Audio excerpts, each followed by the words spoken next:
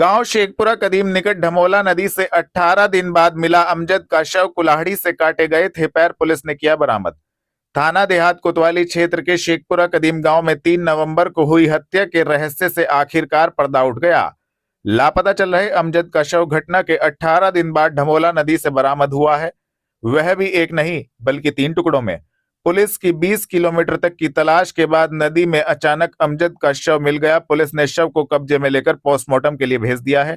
शुक्रवार दोपहर 3:30 बजे एएसपी मनोज कुमार यादव ने पुलिस लाइन स्थित कार्यालय से संबंधित जानकारी दी। 3 तारीख को एक घटना हुई जिसका थोड़ा सा है सर, क्या पूरा मामला? देखिए, थाना कोतवाली देहात में 3 नवंबर को एक घटना हुई थी जिसमें एक व्यक्ति के द्वारा ये सूचना दी गई थी। उसके भाई को किडनैप करके, मर्डर के इरादे से किडनैप करके उसको कुछ लोग लेके चले गए थे। उसमें आज हमको एक सफलता मिली है कि जो ढमोला नदी है, ढमोला नदी का पुल है, उससे 5 किलोमीटर अंदर की तरफ नदी में जो किडनैपिंग किया हुआ व्यक्ति था उसकी लाश बोरे से बरामद हुई है, जिसमें बोरे में से जो आला कतल है, चाकू जिससे उसका पैर काटे गए थे, और वो रस्सी भी बरामद हुई है जिससे उसका गला घोट के उसकी हत्या की गई। क्या कुछ वजह बताई उन्होंने कि हत्या करने की? इसमें जो हत्या की अभी पूछताछ में जो चीजें निकल के आई है, एक तो ये थी कि उसका मृतक, जो उसका अक्यूज है, उसको लगता था कि जो मृतक है उसकी पत्नी के साथ उसके अवैध संबंध है, एवं उसको ये भी लगता था कि जब उसने उसको किडनैप किया उसके बाद फिर वो 10 लाख रुपए की रंगदारी भी इसने मांगा था उस व्यक्ति से। तो अभी इसमें पूछताछ चल रही है, इन्वेस्टिगेशन चल रही है। इसमें जो भी तथ्य निकल के आएंगे उसके हिसाब से आगे कार्रवाई की जाएगी। तो सर, जहां पुलिस ढूंढ रही है, बरामद हुआ है और कब से बरामद? ये जो शव बरामद हुआ है इसमें आज 18 दिन हो गए। 18 दिन के बाद ये बरामद हुआ है। सर कहां से बरामद हुआ है? ये जो बरामदगी हुई है, जो ढमोला नदी है, उस नदी के पुल, जो ढमोला नदी है उसके 5 किलोमीटर अंदर की तरफ नदी के पानी से हुई है। सर, इस घटना में कितने लोग शामिल हैं? इस घटना में जो तहरीर है उसमें नामजद 5 लोग हैं। 5 लोगों को गिरफ्तार करके जेल भेजा जा चुका है। ठीक है सर। जिला निर्वाचन अधिकारी के निर्देश पर बीएलओ की सुविधाओं के लिए विकास खंडों में उपलब्ध कराया गया हाई स्पीड इंटरनेट। जिला निर्वाचन अधिकारी मनीष बंसल ने एसआईआर संबंधित कार्य एवं चुनाव संबंधित प्रक्रियाओं की आसानी के लिए नई पहल करते हुए जनपद के समस्त विकास खंडों में बीएलओ की सुविधा के दृष्टिगत हाई स्पीड इंटरनेट वाईफाई की सुविधा देने के निर्देश शुक्रवार शाम 6 बजे दिए। मनीष बंसल ने बताया कि चुनाव संबंधी कार्यों को तकनीकी रूप से मजबूत करने, समय की बचत के लिए सभी विकास खंडों में हाई स्पीड इंटरनेट की सुविधा उपलब्ध करवाई गई है। इससे कार्यों में सुगमता आएगी और समय से कार्यों को पूर्ण किया जा सकेगा।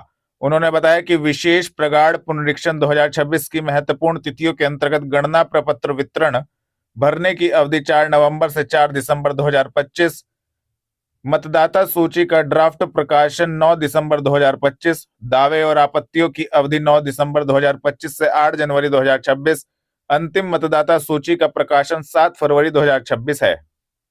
हरिमंदिर में भाजपा महिला मोर्चा के द्वारा आत्मनिर्भर भारत संकल्प अभियान के तहत कार्यक्रम का किया गया आयोजन। भारतीय जनता पार्टी महिला मोर्चा के द्वारा हकीकत मंडल के हरिमंदिर के प्रांगण में आत्मनिर्भर भारत संकल्प अभियान के तहत एक कार्यक्रम का आयोजन शुक्रवार शाम 4 बजे किया गया, जिसमें मुख्य अतिथि के रूप में महापौर डॉक्टर अजय सिंह पहुंचे। इस दौरान भाजपा महिला मोर्चा की जिलाध्यक्ष आरती शर्मा ने कहा, आत्मनिर्भर का संकल्प यशस्वी प्रधानमंत्री ने 2014 में लिया था, जिसमें भारत को आत्मनिर्भर बनाने के लिए अपने देश के संसाधनों को उपयोग करके अपने ही प्रोडक्ट बनाए, देश को आत्मनिर्भर बनाया, जिससे कि देश में अब स्वदेशी ही चीज बनती है और विदेशों पर निर्भर नहीं रहना पड़ता।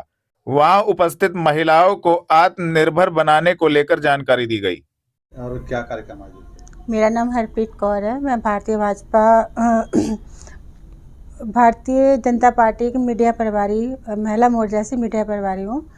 आज हमारा आत्मनिर्भर कार्यक्रम, मोदी जी का संकल्प जो है कि भारत को आत्मनिर्भर बनाना है, उसके लिए आजकल हमारे सारे मंडलों में कार्यक्रम हो रहे हैं। तो आज हकीकत मंडल का कार्यक्रम था आवास विकास हरिमंदिर में। तो इसमें आत्मनिर्भर बनने के लिए हमारी अध्यक्ष आरती शर्मा ने महिलाओं को प्रेरित किया, उनको आत्मनिर्भर कैसे बना जाए और अपने साथ एक के साथ 10 महिलाओं को कैसे जोड़ा जाए, उसके लिए उनको बताया। और अपने किचन से लेके, रसोई घर से लेके हम लोग कैसे व्यापार कर सकते हैं, अचार बना सकते हैं, पापड़ बना सकते हैं, बहुत सारे कार्यक्रम, बहुत सारे मिलकर उद्योग जो ऐसे हैं जो महिलाएं कर सकती हैं और अपने साथ और 10 महिलाओं को भी रोज़गार दे सकती है। उसके लिए उन्होंने महिलाओं को प्रेरित किया। मैं आरती शर्मा, महिला मोर्चा अध्यक्ष भारतीय जनता पार्टी से। आज हकीकत मंडल में आत्मनिर्भर संकल्प भारत के अभियान को लेकर के एक कार्यक्रम रखा गया, जिसमें मुख्य अतिथि के रूप में डॉक्टर अजय कुमार सिंह जी रहे और उन्होंने बताया कि कैसे हमें अपने भारत को ये संकल्प पूरा करना है, कैसे भारत को आत्मनिर्भर बनाने के लिए प्रेरित करना है। और आज केंद्र द्वारा, राज्य सरकार द्वारा अनेकों प्रकार की योजनाओं से विभिन्न तरीके से बहनों को समझाया कि कैसे हमें बहनों को छोटे छोटे व्यापार कर करके और उनको कैसे बड़ा व्यापार बनाने का काम कर सकती है। लगभग कितनी महिलाओं ने इसमें प्रतिभाग? इसमें मैं आपको बता दूं कि 11 मंडल के कार्यक्रम है हमारे पास। हमने अभी महानगर सहारनपुर का भी एक ज़िले का कार्यक्रम किया और उस ज़िले के साथ साथ हमें प्रत्येक मंडलों में महिला सम्मेलन का कार्यक्रम करना है। तो अभी हमारे 6 मंडलों में हो चुके हैं और एक ज़िले का हो गया। कुल मिलाकर के 7 कार्यक्रम हमारे हो चुके हैं। तो इसमें प्रतिभाग की मैं बता दूं कि शायद हज़ारों की संख्या में बहनों ने इसमें प्रतिभाग किया है। थाना सदर बाजार पुलिस ने धोखाधड़ी करके फर्जी बैंक खाता खोलकर ठगी करने वाले 4 अभियुक्त किए गिरफ्तार, हुई प्रेस वार्ता। थाना सदर बाजार पुलिस ने धोखाधड़ी करने वाले गैंग का भंडाफोड़ करते हुए फर्जी बैंक खाता खोलकर ठगी करने वाले 4 अभियुक्त गण अभिषेक, आर्यन, कमल एवं अजय को गंगोह बस अड्डे से गिरफ्तार करने में महत्वपूर्ण सफलता प्राप्त की है, जिनके कब्जे से 14 debit card, 8 bank passbook, 10 mobile phone, 8 SIM card, 1,02,000 रुपए नगद, 1 कार बरामद की गई है। सभी अभियुक्त गणों को न्यायालय के समक्ष पेश किया गया है। इस संबंध में पुलिस लाइन स्थित सभागार में शुक्रवार दोपहर 3 बजे प्रेस वार्ता आयोजित हुई और एसपी सिटी व्योम बिंदल ने संबंधित जानकारी दी। नवंबर को थाना सदर बाजार पर एक वादी द्वारा ये लिखित तहरीर दी गई कि 3 लोगों ने जो है उसके आईडी का इस्तेमाल करके खाता खोल दिया है और अवैध तरीके से ठगी करके साइबर क्राइम कमिट करने के लिए, अन्य तरह के क्राइम कमिट करने के लिए जो है उस खाते का इस्तेमाल किया गया है। इसी क्रम में श्रीमान एसएसपी महोदय के निर्देश अनुसार तत्काल टीम गठित की गई और इसमें श्रीमान एएसपी सिटी सेकंड महोदय के निकट पर्यवेक्षण में इस टीम ने बहुत ही अच्छा काम किया और उसमें से 3 अभियुक्तों को पकड़ा गया। बाद में मुखबिर की सूचना पर चौथे अभियुक्त को भी जो है इसमें गिरफ्तार किया गया।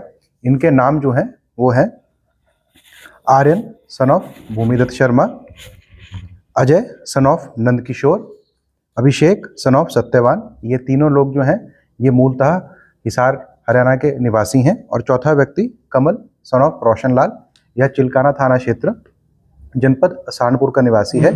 इनका जो मोटर्स ऑपरेंडी था ये आम लोगों को बेवकूफ़ बनाकर उनसे उनकी आईडी कार्ड इस्तेमाल कर एक अकाउंट्स खुलवाते थे और उस अकाउंट में अवैध रूप से ठगी करके पैसों का लेन देन करते थे। कितने लोग हरियाणा के हैं और एक सहारनपुर, इनका आपस में क्या संबंध है? ये आपस में एक दूसरे को जानते थे। जो व्यक्ति यहाँ सहारनपुर का जो है उसकी कुछ रिश्तेदार हरियाणा में रहते हैं, तो उनके रिश्तेदारों के पड़ोसी ही जो है ये 3 लोग थे।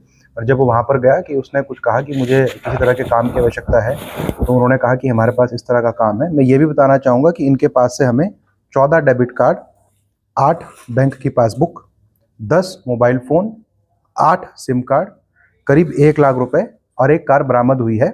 अभी तक की पूछताछ से ये भी पता चला है कि इन्होंने करीब 25 के आसपास जो है अकाउंट्स खोले थे, जिसका इस्तेमाल ये ठगी किए हुए पैसे को इस्तेमाल करते थे। और इस टीम के बारे में भी आपको बताना चाहूँगा, बहुत कमेंडेबल काम किया है। इस टीम में जो है थाना प्रभारी कपिल देव, सब inspector Anil, sub inspector Vikas, head constable Harendra, head constable Sandeep और कांस्टेबल राहुल मलिक शामिल हैं।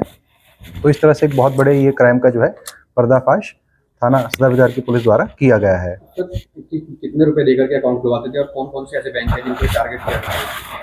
देखिए, ये जो फर्स्ट लेयर वाला था, मतलब जो यहाँ का व्यक्ति था, जो सहारनपुर का व्यक्ति था, वो करीब सिचुएशन के अनुसार किसी से 3,000 रुपये, किसी से 7,000 रुपये जो है उसको देकर अकाउंट खुलवाता था।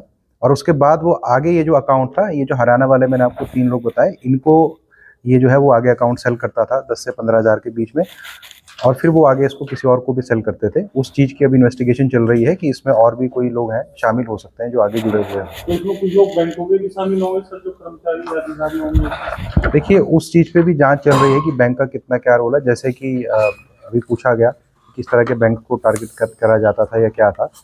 नॉर्मली जिन बैंक्स के द्वारा जो है KYC के नॉर्म्स थोड़े से वीक होते हैं, जहाँ पे तुरंत ही आपका बैंक अकाउंट खोल दिया जाता है और तुरंत आपको जो है ऑनलाइन बैंकिंग या डेबिट क्रेडिट कार्ड की फैसिलिटी दी जाती है, वहाँ पे इस तरह के फ्रॉड होने की थोड़ी संभावना बढ़ जाती है। तो इसमें ये देखा जाएगा कि ड्यू डिलिजेंस किसी के द्वारा किया गया कि नहीं किया गया, कि जानबूझकर अनदेखा कर दिया गया, तो उस पहलू पर भी जो है जांच की जाएगी। सर इतनी मात्रा में जो बैंक अकाउंट खोले गए हैं तो जनता साधारण और किन राज्यों में उनकी बंद होगी? देखिए, जो अभी यहाँ से हमें जो लोग मिले हैं वो तो लोग यहीं के थे जिनके अकाउंट खोले गए हैं।